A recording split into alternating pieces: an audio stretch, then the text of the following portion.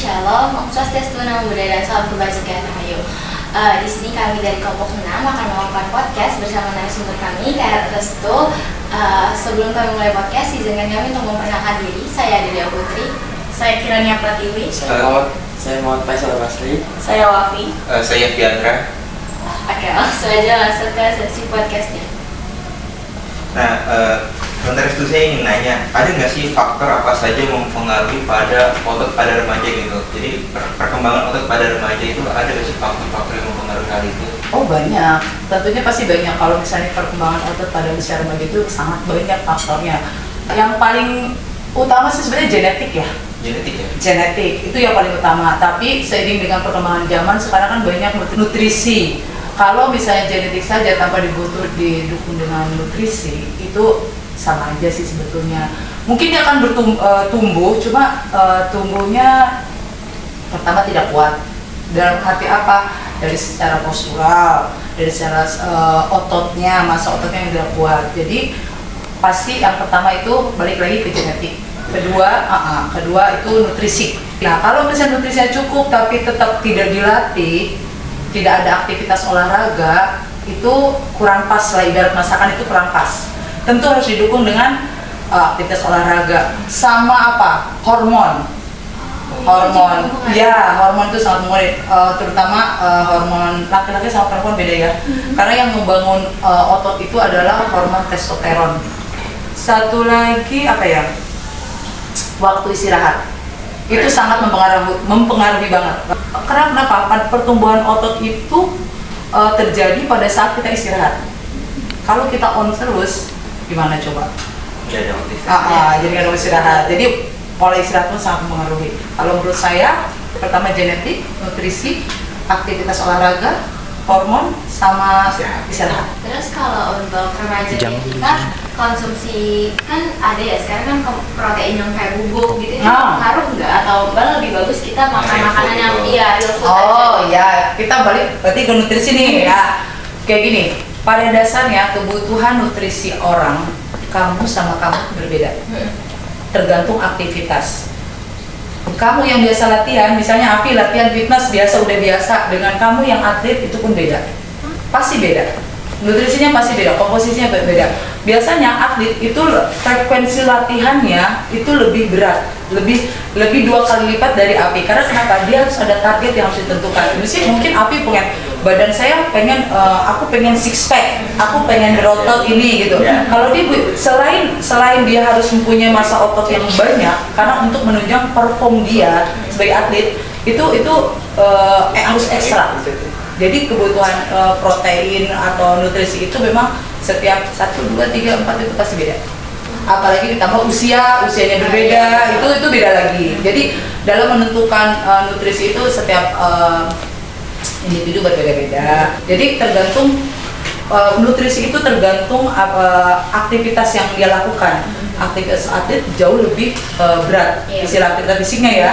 Jadi kita balikin lagi ke kalau masalah nutrisi ke tujuan fitnessnya itu apa?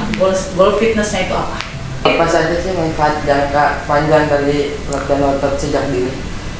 Kita merasa percaya diri dari segi penampilan, ya kan? Itu metabolisme badan kita itu bagus. Nah, itu meningkatkan pasti metabolisme badan kita akan semakin bagus. Terus kita mempunyai massa otot yang banyak. Bisa manfaatnya jangka panjang selain penampilan, percaya diri, terus mempunyai massa otot yang banyak, meningkatkan metabolisme badan. Banyak sih manfaatnya untuk jangka panjangnya tuh buat kalian ini. Makanya jangan dia pasti of course itu sangat relasinya itu sangat sinkron.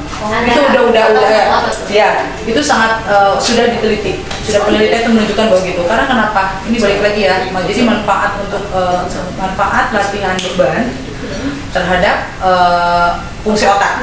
Itu pasti. Itu akan meningkatkan fungsi dan kemampuan kognitif. Misalnya konsentrasi kalian pada saat belajar. Yes, betul. Itu terus kecerdasan berpengaruh, terus apalagi itu fungsi dan kemampuan kognitif, daya ingat kita semakin bagus. Nah ini nanti hubungannya di masa tua nih. Jadi sih ya. Yes, Alzheimer betul. juga ya. Nah, gitu. Jadi semakin bertambahnya usia, kita itu pasti masa otot itu semakin akan menurun dan ketebalan tulang pun akan semakin menipis. Nah, sekarang kalian-kalian ini dipersiapkan untuk nanti kedepannya di masa tua kan lo mungkin nggak mungkin lah, gue masih muda gitu Iya. kan. Jadi sekarang nggak berasa. Jadi pesan saya buat kalian jangan pernah tidak mau berolahraga. Mungkin kalian sekarang masih metabolismenya masih bagus-bagus ya, nanti seiring dia sehat, semakin bertambah usia. Karena semakin bertambah usia masa otot itu semakin menurun. Apakah penurunan fungsi otot akibat penuaan itu berdampak pada penurunan fungsi otot? Tadi dibilang sama siapa ya? Kamu ya? Iya. Yang manfaatnya itu kecerdasan, itu kan untuk melatih kognitif. Terus tadi kamu juga udah bicara, kalian udah sebutin kan? Seperti kun, itu sebenarnya nih ya, olahraga itu melatih kognitif kita, otak kanan dan otak kiri kita. Jadi semakin kita latih, itu semakin akan terbiasa. Kita akan terbiasa. Beda orang yang pernah lihat, ibarat pisau, kalau misalnya sering diasah, Iya, dia tajam, tumpulnya tuh lama gitu. Walaupun udah dipakai 3 tahun, tapi tumpulnya jadi lama karena tiap hari diasah. Beda sama orang yang istilahnya punya pisau, tapi nggak diasah-asah, dia aja cuma sekali. Lama-lama tumpulnya akan semakin cepat. Jadi intinya itu sangat mempengaruhi. Jadi kalau misalnya lupa, berapa sih presentasi lupanya gitu ya? Pasti signifikan kalau menurut saya, karena fungsi dari tadi untuk kecerdasan otak itu sangat melatih untuk fungsi dan kemampuan si kognitifnya. Kecerdasan, memori itu akan kuat, mengingat sesuatu itu akan kuat. Walaupun dia akan lupa, tapi sedikit lupanya. Iya, nggak Gitu. sebanyak yang. Iya, sebanyak yang nggak berolahraga sama sekali gitu. Terus Kak Restu punya nggak tips dan trik untuk kita membangun masa otot itu? Sebagai pemula. Iya, sebagai pemula. Lakukan hal latihan olahraga yang saya bilang, yang simpel aja, yang tidak membutuhkan. Saya di rumah ada yang nggak ada apa-apa gini, push up, sit up. Bisa kalau ada pull up, gimana nih pull up? Ke belakang gelantungan, ada pintu kan ya, itu bisa kita gunain. Kita bisa gelantung aja dulu. Gelantung aja dulu di situ, ya kan bisa dong. Dengan push up, chest kalian tuh kebangun ototnya, chest, tricep, core-nya juga dapet. Terus kalau misalnya untuk kaki apa? Bisa squat, nggak ada beban, angkat, ada aqua galon kan di rumah kan? Ya. Misalnya kalau misalnya aqua galon udah penuh, tungguin dulu deh setengahnya gitu kan? Atau terus kalau ada botol aqua yang seliter tuh, kalian pegang 1 liter gitu. Kayak gitu. Gimana kan nggak tahu, tadi kan takut cedera. Ya udah, kamu ada bangku kan di rumah gitu kan? Di rumah pasti nggak ada yang nggak punya bangku kan? Ya, kalian duduk tegak, berdiri, duduk lagi, berdiri, itu udah latihan kaki. Jadi sesimpel itu. Itu ada lagi? Ya mungkin itu aja. Oh itu aja. Oh iya. Diam aja ini ya. Nah itu loh. Iya. Jadi intinya kalau pesan saya buat kalian ini, jangan pernah malas untuk berolahraga. Jadi kedepannya, karena kenapa, selain yang tadi saya bilang sebutin manfaatnya itu, di masa tua kalian itu pasti kalian lebih fit lah. Iya. Lebih fit. Sekarang sehat itu mahal, sakit lebih mahal lagi. Ya, kenapa sekarang itu banyak loh rehab klinik untuk orang tua. Sekarang banyak orang tua, di sini pun sekarang orang tua itu banyak yang nge-gym karena dia sadar dianjurkan untuk berolahraga.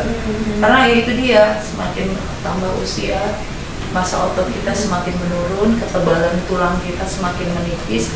Pada saat kalian udah tua, mau dihajar kalsium segimanapun tetap nggak ada guna. Makanya dari sekarang harus disiapin. Jadi jatuhnya kayak investasi masa depan. Yes. Iya. Ya, investasi yang sangat mahal, kesehatan. Jadi kalau misalnya kalian gak ada waktu, nggak bisa nongkrong, nggak boleh, nggak sih, boleh nongkrong, nggak masalah.